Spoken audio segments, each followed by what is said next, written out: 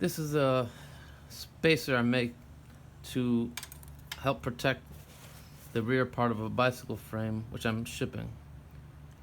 What I've done is taken a rear axle of a wheel, which is straight and whose threads are all healthy, and I've taken some old parts from the rear axle set and using them in addition to 4 stainless steel washers to create a good spacer for the rear dropouts of the bicycle frame. You can see that. The stainless steel washers here. Here I'm using an attaching nut and an old cone nut, but it has a flat backside. You could use these parts. You could also use other parts from an axle, including these lock nuts, other attaching nuts. Any of these would work, but I chose to use the ones I did because everything is straight and healthy, and the parts that are worn are insignificant to the task at hand here. And I added these stainless steel washers.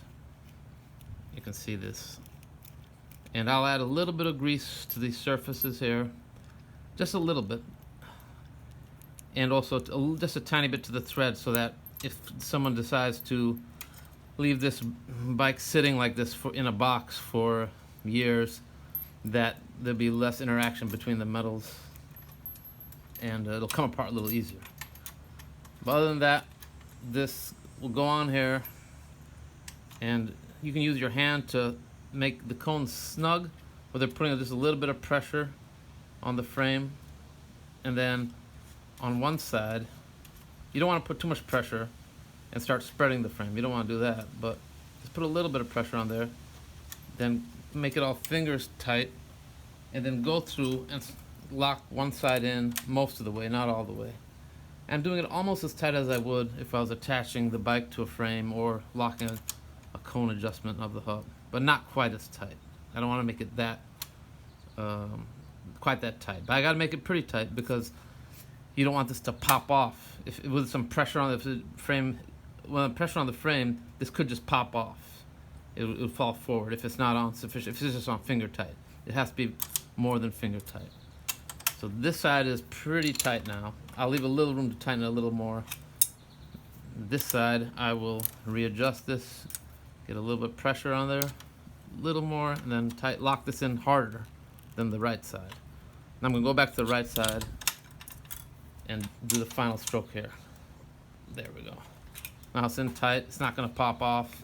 I didn't kill these, so I'm not gonna, dent the frame, or it's not gonna be hard to unopen, but it's very tight. Almost as tight as I would if I was to put a wheel on, but not quite. But it's definitely wrench tight. I can't move the stuff off with my fingers in any circumstance here. Now it's protecting the frame. It's spaced the way the frame was spaced before I attached this, and it's supporting it completely. And it's I'm ready to protect the rest of this with a wood block here, and then pad everything, then box it and double box it and ship it out.